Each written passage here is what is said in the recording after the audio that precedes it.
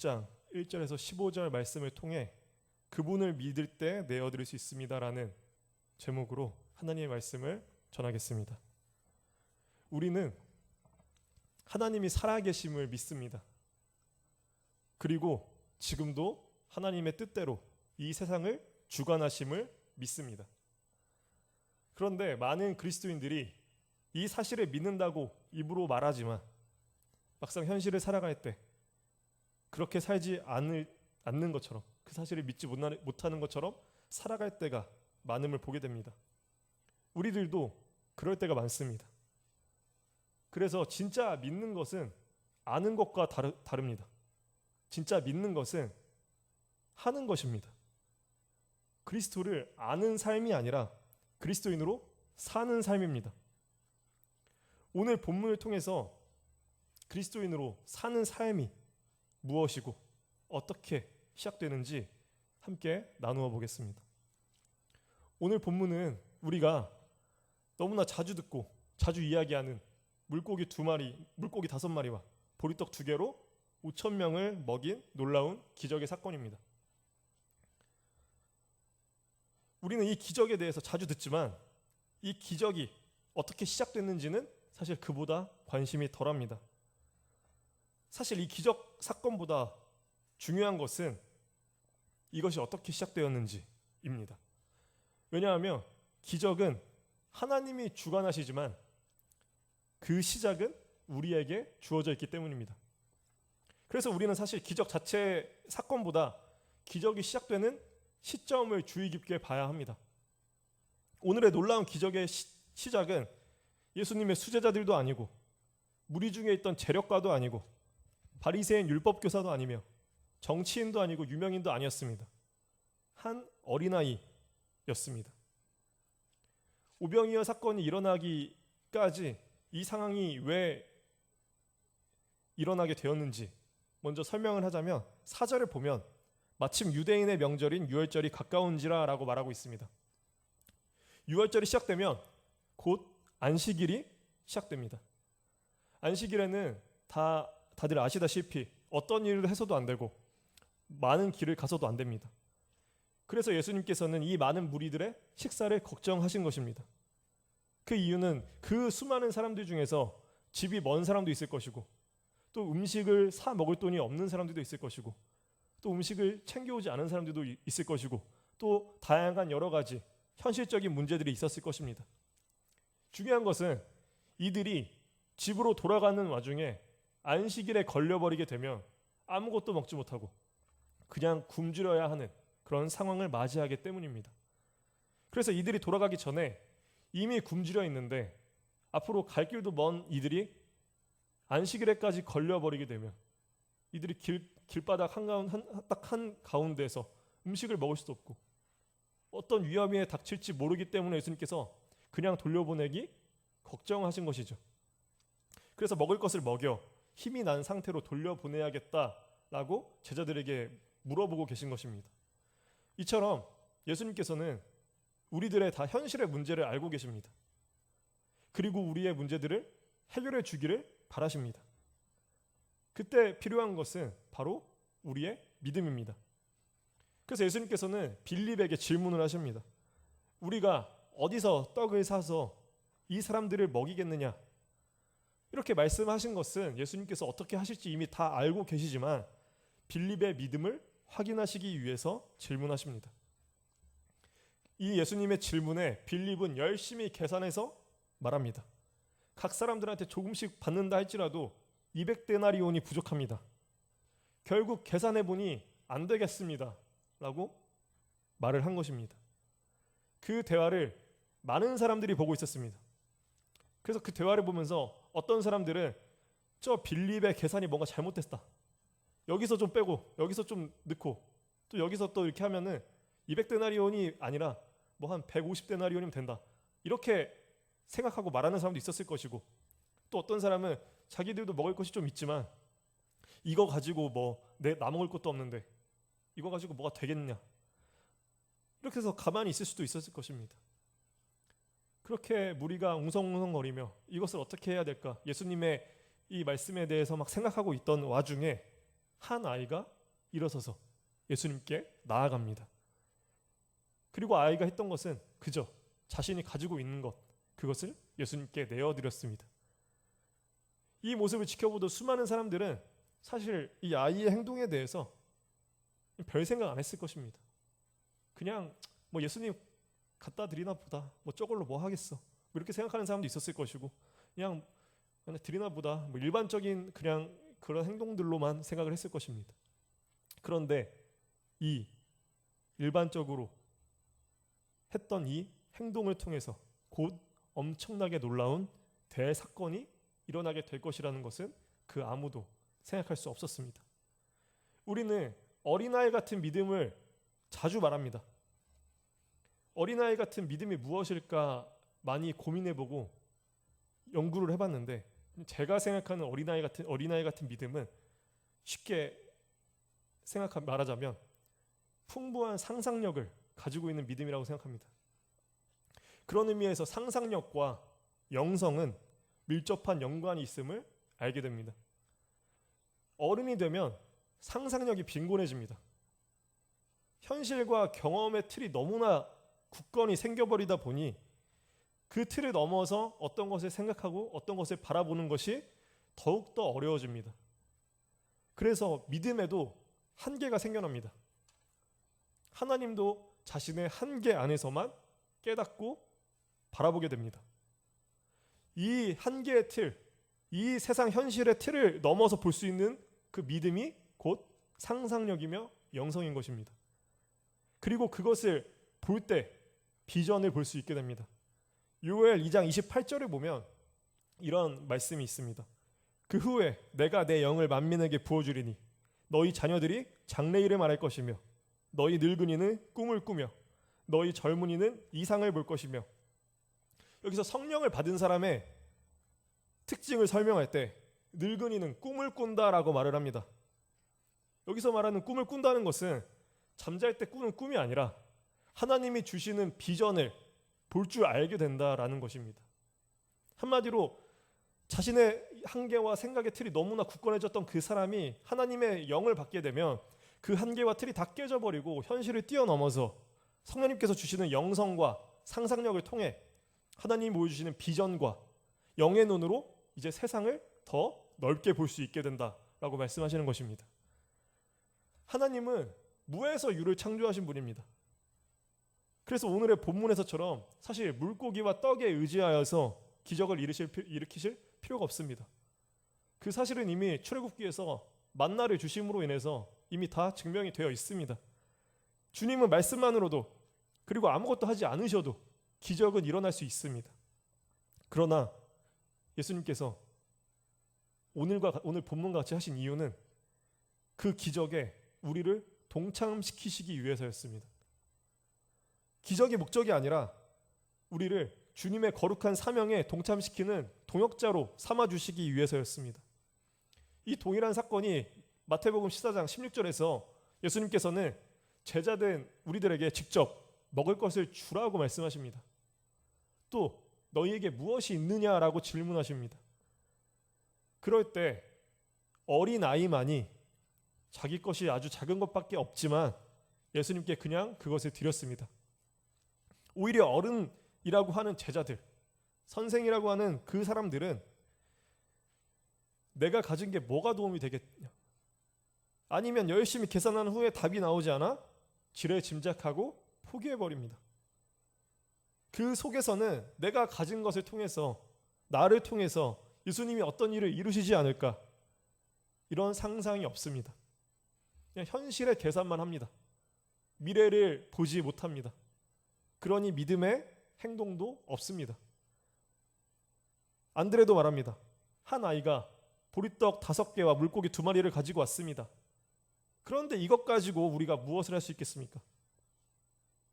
그러나 그중 한 어린아이만은 예수님께서 무엇을 하시지 않을까 기대하고 상상하지 않았을까요? 내가 가지고 있는 것은 이것밖에 없지만 예수님이라면 뭔가 하실 수 있지 않으실까? 이런 믿음이 있지 않았을까요? 그러니 어린아이는 주저하지 않고 주님께 나아갔습니다. 이 어린아이의 행동에 대해서 굉장히 많은 다양한 해석들이 있지만 제 생각에 이 어린아이는 분명히 믿음을 가지고 나아갔다라고 생각합니다. 아직 성숙한 신앙인은 되지 못했지만 자기의 상황 안에서 최선의 믿음이 있었습니다. 믿음을 가지고 자신이 가진 것을 주님께 기꺼이 드려야 합니다. 아니, 나 자신을 주님께 내어드려야 합니다. 그럴 때 우리는 주님의 멍에와 짐을 함께 지며 주님과 동역하게 됩니다. 주님이 우리 한 사람 한 사람을 통해서 이미 창세 전부터 준비하신 사명에 동참하게 됩니다. 그렇게 주님의 뜻과 함께하며 주님과 함께하며 주님과 정말 하나가 되는 시작이 되는 것입니다. 예수님께서는 느닷없이 기적을 일으키지 않으십니다. 마가복음 6장 5절을 보면 어떤 지역은 예수님에 대한 믿음이 없어서 아무런 권능도 행하지 못하셨고 믿지 않는 것을 이상히 여기셨다라고 합니다. 이처럼 예수님은 그분을 믿고 그분을 진정으로 따르는 자들을 통해 기적을 일으키십니다. 그래서 기적은 믿음이 좋을 때만 이루어지는 것이 아닙니다. 사실 믿음이 좋은 사람은 기적을 필요로 하지 않습니다. 그 사람은 단순히 하나님의 나라와 의가 이루어짐만을 바랍니다. 그래서 기적은 단순히 하나님께서 일하시는 과정일 뿐이라는 것을 알게 됩니다. 그 속에 인간의 노력과 의지와 기도는 끼어들 여지가 전혀 없다는 것을 압니다. 열심히 기도해서 하나님의 기적을 이끌어낸다는 생각은 성숙한 신앙이 아닙니다. 성경에서는 기적을 표적이라고 말합니다. 표적은 세상 역사의 순간순간에 하나님이 이 세상의 주인이시라는 것, 그리고 하나님이 살아계시다는 증거를 나타내는 사건입니다. 그래서 기적은 결국 사람의 뜻에 이루어지는 것이 아니라 성령을 통해서 하나님의 뜻을 간절히 구하고 깨닫는 자가 하나님의 뜻을 향해 최선의 노력을 다하는 그 사람을 통해 하나님의 계획이 이루어지는 순간이 단순히 기적의 표적이 일어나는 것입니다. 그래서 기적은 믿음의 상태와 상관이 없습니다. 이루어지기도 하고 이루어지지 않기도 합니다. 그것을 인정하는 사람이 믿음이 성숙한 사람입니다. 그래서 기적을 경험하느냐 경험하지 못하느냐는 아무 상관이 없습니다. 하나님이 필요하시면 나타내는 것이고 필요하지 않으시면 안 나타내시는 겁니다. 그래서 하나님의 뜻을 간절히 구하는 것이 기도입니다. 하나님께 내 뜻이 간절히 이루어지길 기도하는 것과 인생의 위기의 순간에만 기적이 일어나기를 바란다면 결코 믿음이 성숙되지 못합니다. 오늘 본문을 통해 놀라운 표적이 일어나는 시작을 보면 먼저 예수님을 믿고 따르는 결심과 행동이 중요한 것을 보게 됩니다. 우리가 무엇이든지 단순하고 희생적인 믿음으로 그분께 내어드릴 때 예수님은 기뻐 받으시며 그것을 토대로 기적을 행하실 때가 많습니다. 우리가 드리는 것이 크든지 적든지 우리는 예수님께서 그것으로 어떤 일을 하실지 아무도 모릅니다. 중요한 것은 결과는 우리에게 있지 않고 시작과 과정만 우리에게 있습니다. 여기서 말하는 희생적인 믿음이란 내 뜻이 아니라 하나님의 뜻이 이루어지길 바라는 순결함입니다. 그러니 우리가 하나님께 희생적으로 무엇을 드릴 때 더 큰 것으로 돌려받는 보장이 없습니다. 하나님은 그렇게 역사하지 않으십니다. 그래서 좋은 결과와 좋은 보상이 돌아와야 좋은 믿음을 가진 것도 아닙니다. 그런데 많은 사람이 그래야 좋은 믿음이라고 생각을 합니다. 예수께 자신의 전부를 드렸는데 나를 전부를 드렸는데 즉각적인 기적이 일어나지 않고 좋은 일이 뭔가 일어나지 않는다고 하더라도 실망하지 말아야 합니다. 우리가 그분께 드리는 것만으로 이미 의미가 있습니다. 예수님께서 말씀하시길 도둑도 없고 썩지도 않을 하나님께 쌓아두고 있는 것이다 라고 말씀하셨습니다. 우리가 최고의 믿음으로 예수님께 반응할 때 하나님을 영광스럽게 하는 것이고 그때 하나님께서 감동하십니다. 그리고 감동은 내가 예상하지 못한 더욱더 좋은 것으로 돌려주십니다. 예수님께서는 우리가 믿음으로 살아가는 삶을 농사에 비유하셨습니다. 믿음으로 씨 뿌린 결과는 때가 되어야지만 열매를 맺는 법입니다. 땅속에서 열매가 어떻게 자랄지, 어떻게 자라고 있는지는 우리는 보지 못합니다. 그냥 우리는 씨를 뿌리고 나서 싹이 자라기를 기다려야 합니다. 또 그 기다림 속에서 어떤 싹은 빨리 자라지만 어떤 싹은 더디게 자라기도 합니다. 싹이 자라고 열매가 맺기를 우리는 기다릴 수밖에 없습니다. 대신 하나님께서 이른 비와 늦은 비를 적절하게 주시고 때에 따라 해와 어둠을 주셔야만 최상의 열매 맺을 것이라는 그런 믿음으로 기다려야 합니다. 세상 일은 우리가 절대로 어떻게 할 수가 없습니다. 세상에 운칠기삼이란 말이 있습니다. 세상의 운은 세상의 일에 운이 7이고 재주가 3이라는 뜻입니다. 세상에서 성공한 사람도 결국 하는 말을 들어보면 성공이 이루어지기까지 내가 정말 컨트롤할 수 없었던 그런 영역에서 운이 정말 잘 맞아떨어져서 이루어졌다, 가능했다라고 말을 합니다. 이것을 세상에서는 운이라고 말하지만 하나님을 아는 우리에게는 이 7의 영역이 하나님의 역사하심이라는 것을 알고 있습니다. 그래서 그리스도인과 믿음 없는 사람이 여기서 나눠집니다. 운이라고 생각한다면 우연처럼 느닷없이 일어나기도 하지만 일어나지 않기도 합니다. 아무 결과가 정해져 있지 않습니다. 그래서 모든 일을 알 수가 없고 모든 것이 완벽해야만 하고 내 계획대로 모든 것이 다 이루어져야만이 안심이 됩니다. 하지만 세상은 그렇게 돌아가지 않습니다. 그래서 도무지 단 하루도 단 한순간도 안심할 수가 없습니다. 믿을 수 있는 믿음의 근거도 없고 실체도 없으며 그래서 두려움과 불안함이 끊이질 않습니다. 걱정, 근심을 멈출 수가 없습니다. 그래서 그리스도인도 마찬가지입니다. 영성이 없이 상상력이 없이 이 운이라는 이 현실 넘어 하나님을 바라보지 못하게 된다면 우리도 똑같을 수밖에 없습니다. 모든 것이 우연이 아니라 하나님의 역사하심을 통해서 반드시 모든 일이 일어난다는 것을 안다면 우리는 믿음의 근거가 생기는 것입니다. 바로 믿음의 근거는 하나님이죠. 그래서 믿음의 근거는 나의 감정, 경험, 현실, 물질이 아니라 오직 하나님이십니다. 하나님이 우리에게 약속하신 것을 이루신 이 사건 자체가 우리의 믿음의 근거입니다. 예수님이 우리의 반석이시라고 하신 말처럼 우리의 믿음은 예수 그리스도라는 반석 위에 믿음의 뿌리를 내려야 합니다. 그래서 우리는 내가 믿음을 지켜야 된다, 내가 내 믿음을 성숙하게 이어가야 한다라는 이런 생각을 버려야만 합니다. 우리는 믿음을 지켜달라고 하나님께 기도해야 합니다. 그리고 또 예수님의 십자가 죽으심과 부활 사건이 우리 믿음에 너무나 중요한 근거가 됩니다. 왜냐? 이 사건은 역사적으로 실제로 일어난 사건이기 때문입니다. 눈에 보이고 역사적으로 기록되어 있는 실제 역사이기 때문입니다. 그래서 우리는 예수님을 알아야 하고 만나야 하고 공부해야 합니다. 그 역사적 사실의 근거에 우리의 믿음은 자라날 수밖에 없습니다. 이처럼 하나님께서 하나님의 선하신 계획에 맞춰 모든 것을 이루실 것이라는 사실을 믿는 것이 믿음입니다. 그러나 우리에게 남겨져 있는 것은 그 일에 내가 참여하느냐, 참여하지 않느냐가 남아 있습니다.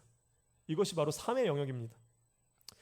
이 삶의 영역을 하나님께 내어드릴 수 있는 것은 이 7의 하나님의 영역을 믿고 하나님께서만 이루실 수 있는 이 영역인 7을 겸손히 인정할 때, 그때 우리는 인생의 주인이 내 인생의 계획이 내가 아니라 하나님으로부터만 완전해진다는 것을 인정하게 됩니다. 근거가 있고 실체가 있으면 결말이 정해져 있는 것도 알게 됩니다. 그래서 우리는 두렵고 떨리는 순간 속에서도 안정감을 누릴 수 있게 됩니다. 이것이 세상에 줄 수 없는 평안입니다. 제가 재밌게 본 암살이라는 영화가 있는데 일제강점기 시절 독립군의 이야기를 다루고 있습니다. 이 내용 중에는 독립군에서 영웅 취급받고 있던 이 지도층의 인물이 사실은 배신자였다는 사실을 알게 됩니다. 그는 초반에 위대한 독립군이었고 정말 국가를 위해서 헌신했던 모든 것을 바친 인물이었습니다. 그런데 그가 독립운동을 하던 와중에 잡히게 됩니다. 그래서 거기서 고문을 받고 회유당하고 그 고통 속에서 결국 이 사람은 죽음 대신 배신자가 되기를 선택하고 풀려나게 됩니다. 그래서 그는 자신의 동료들을 팔아넘기기 시작합니다. 그러던 중 광복이 일어납니다. 오랜 시간 지난 그가 변절자임을 알아낸 독립군들이 그를 마지막으로 처단하기 위해 찾아갑니다. 그리고 왜 배반했느냐고 물어봅니다. 그때 그가 한 말이 아직도 기억납니다. 독립될 줄 몰랐으니까. 독립될 줄 알았으면 내가 배반했겠냐. 독립될 줄 몰랐다. 이 말이 지금 우리에게도 똑같이 적용됩니다. 우리가 그리스도인이지만 예수님의 제자가 되지 못한 이유는 아직 예수 그리스도의 복음의 빛, 광복의 빛을, 그 의미를 정확히 알지 못하고 정확히 알아내지 못하고 있기 때문입니다. 예수님이 우리를 위해 십자가에서 죽으신 이 온 세상에 승리케 하신 이 빛을 우리가 지식적으로만 이해하고 있기 때문입니다. 그래서 이미 예수님께서 이 세상을 이기셨다는 승리가 선명하게 보이지 않습니다. 그래서 이미 예수님은 승리하셨지만 그 승리 안에 우리를 동참하라고 부르고 계시지만 함께하자고 하고 계시지만 우리는 아직도 얼룩덜룩 남아있는 이 패배의 잔재 속에서 매일 무너지고 매일 흔들리며 고개 숙이게 됩니다. 그런 예수님을 보지 못하고 그분의 승리에 참여하지 못하게 됩니다. 그래서 이런 진정한 교회를 이루어가는 우리들의 삶의 첫 부분이 바로 나를 주님께 내어드리는 것입니다. 우리가 놓치고 있는 부분이 바로 여기에 있습니다. 예수님의 승리는 개개인적으로 이루어지지 않습니다. 공동체를 통해 이루십니다. 예수님의 십자가 죽으심과 부활 이후에 예수님이 가장 심혈을 기울여 완성시킨 부분이 바로 공동체입니다. 신약 성경의 대부분의 가르침은 다 교회를 어떻게 이루어가는지에 대해 나타나 있습니다. 고린도전서 13장의 이 사랑장 역시도 많은 곳에서 부부들의 사랑, 연인들의 사랑을 얘기하고 있지만 사실 이 사랑도 교회를 향한 사랑입니다. 어린아이가 바쳤던 물고기 2마리와 떡 5개를 통해 예수님께서는 공동체 전체를 먹이셨다는 것을 보면 우리는 그리스도인을 따르는 삶이 어떤 삶인지 알게 됩니다. 결국 우리가 예수님께 나를 바친다는 그 의미는 우리가 우리 공동체를 위해서 나를 내어준다라는 사실입니다. 그래서 예수님을 믿을 때 그래서 우리는 교회 공동체를 위해 나를 희생할 수 있게 됩니다. 믿음으로만 우리는 자기 희생을 할 수 있습니다.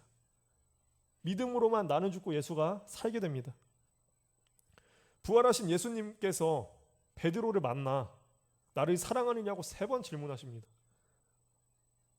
제가 생각할 때 왜 3번이냐?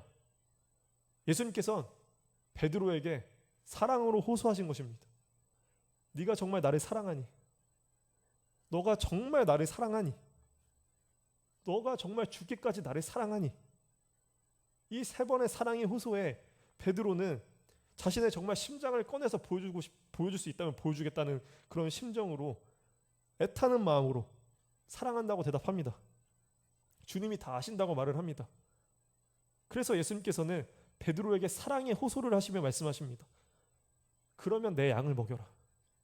그러면 내 양을 인도해라. 내 양을 먹여라. 사랑의 호소하십니다. 예수님께서 자신을 진정으로 사랑한다면 너의 양들, 너의 공동체에게 그렇게 너의 사랑을 전해줘라. 내가 너에게 했던 것처럼 그렇게 해라. 그 사람들이 너를 배반할지라도 너가 나를 사랑한다면 내가 너에게 했던 것처럼 사랑해라. 사랑에 호소하셨습니다. 너의 공동체를 사랑하라고 하신 그 말씀은 단순히 사랑하라는 것이 아니라 믿음이 클수록 예수님께서 그에게 하신 것처럼 예수님의 사랑을 행하라고 말씀하십니다. 예수님의 말씀에 따라 옳은 방향으로 인도하라고 말씀하십니다.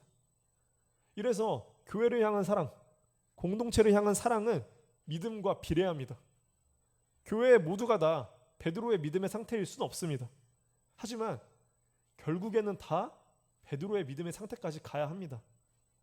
그런데 그 과정은 하나님께서 각 사람에 맞게 자라나게 하십니다. 씨를 뿌리고 그 싹이 자라나듯 그 사람의 때에 맞게 하나님께서 이른 비와 늦은 비, 밤과 태양과 어둠을 주시며 그렇게 자라나게 하십니다. 정말 중요한 것은 그 믿음은 우리 공동체 안에서 함께 할 때 성숙하게 자라날 수 있다고 말씀하시는 것입니다. 지금 한국 교회가 그리스도인들의 약해진 이유는 이 칭의와 성화의 이 개념이 선명하지 않아서 그렇습니다. 칭의와 성화, 이 그리스도인의 삶이 되는 이 모든 영역이 개인적인 영역으로 이루어진다고 생각하기 때문입니다.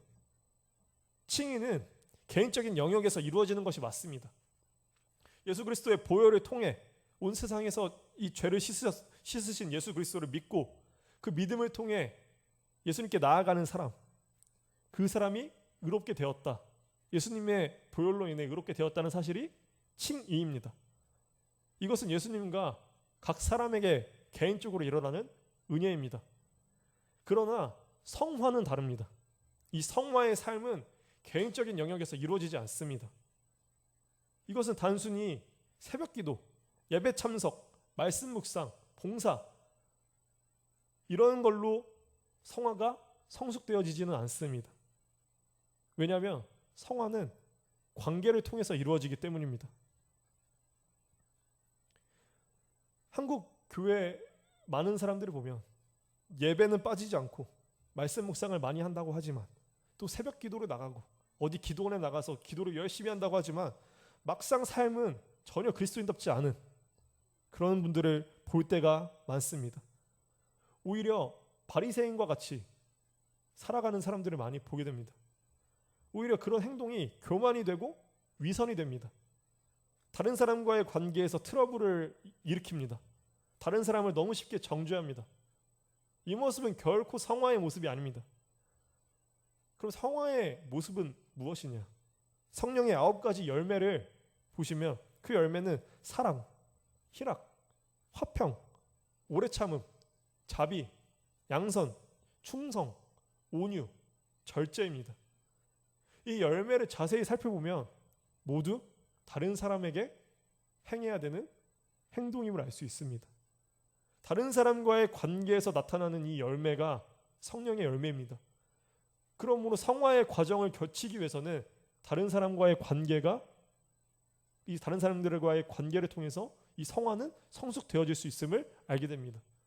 그러니까 개인 경건 생활을 아무리 열심히 해도 교회 공동체 안에서 이런 관계 형성을 하지 않으면 내가 죽고 예수님이 살아나는 이런 나를 죽이는 이 삶은 다른 사람과의 관계를 통해서 어린 양들을 먹이는 그 과정 가운데서 시작되는데 이 관계를 위해 내가 헌신하고 내가 예수님께 나를 내어놓지 않으면 성화가 일어나지 못하는 이유가 바로 이 공동체성을 살아가지 못하기 때문입니다.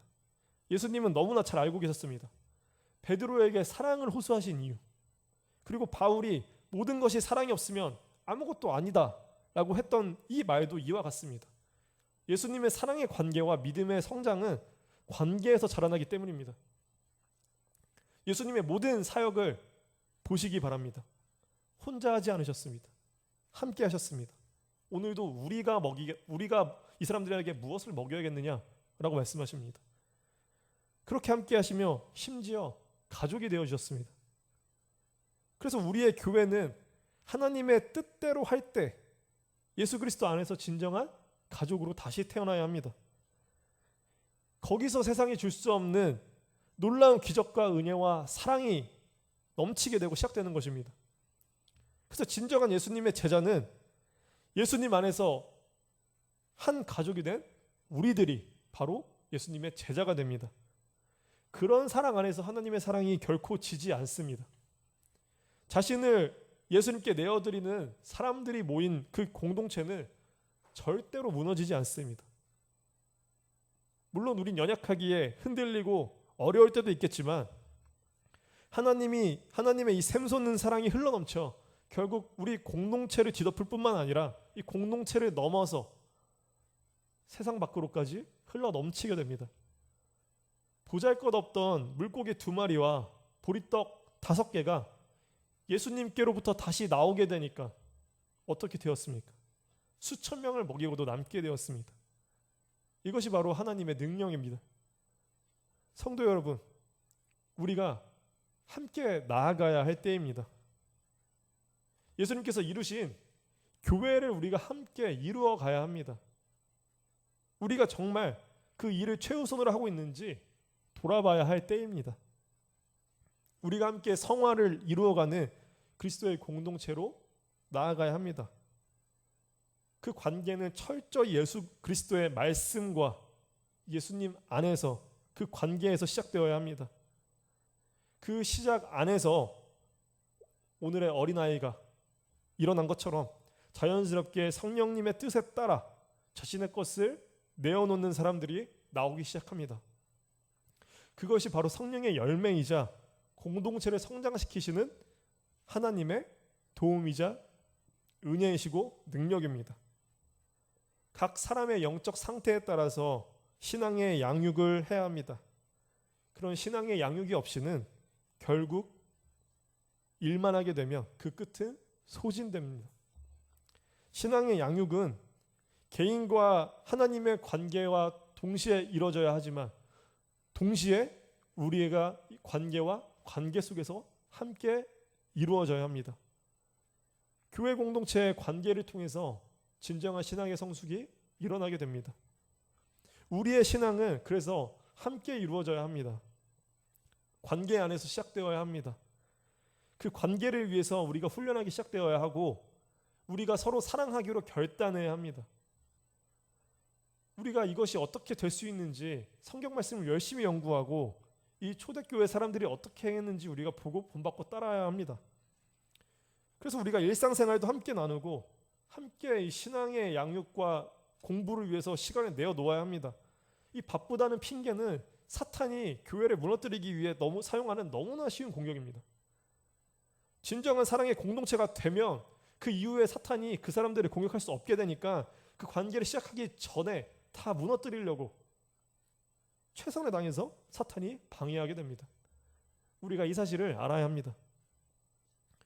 내가 사랑받는 방법은 다른 사람의 사랑을 받는 것으로만 가능하게 됩니다. 반대로 내가 다른 사람을 사랑해야 그 사람도 나를 통해 사랑을 받게 됩니다. 그런 사랑 안에서 진정한 사랑의 공동체가 형성이 되고 그 사랑은 인간적인 사랑이 아니라 세상이 말하는 그런 사랑이 아니라 성삼위일체 하나님의 관계를 통해 이루어진 그 사랑입니다. 우리는 이 사랑에 대해서 배우고 함께 노력해야 되고 살아내야 합니다. 진정한 사랑은 하나님을 통해서만 이루어지게 됩니다. 세상에 줄 수 없는 사랑이란 말은 그래서 가능한 것입니다. 하나님만이 진정한 사랑이기 때문입니다. 예수님을 향한 진정한 사랑의 마음이 생기며 어린아이의 이 믿음과 같이 우리가 자신을 서로를 위해 내어놓을 때 현실에 비하면 정말 턱없이 모자랐던 물고기 2마리와 떡 5개였지만 예수님께서는 능히 먹이고도 남기셨습니다. 이 사랑의 능력이 우리에게서도 흘러나올 수 있습니다. 그러면 세상이 어떠하든 상관이 없습니다. 현실이 어떠하든 상관이 없습니다. 하나님께서 책임져 주시고 하나님께서 역사하시고 하나님께서 먹이십니다. 우리가 성령의 임재를 통해서 이 비전을 봐야 하고 이 영성을 통해서 우리가 하나님의 역사하심을 바라봐야 합니다. 그래서 지금 이 자리에 나와 있는 성도 여러분들의 역할이 큰 것입니다. 함께 믿음으로 나아가는 우리 신도림 중앙교회가 되기를 진심으로 주님의 이름으로 소망합니다.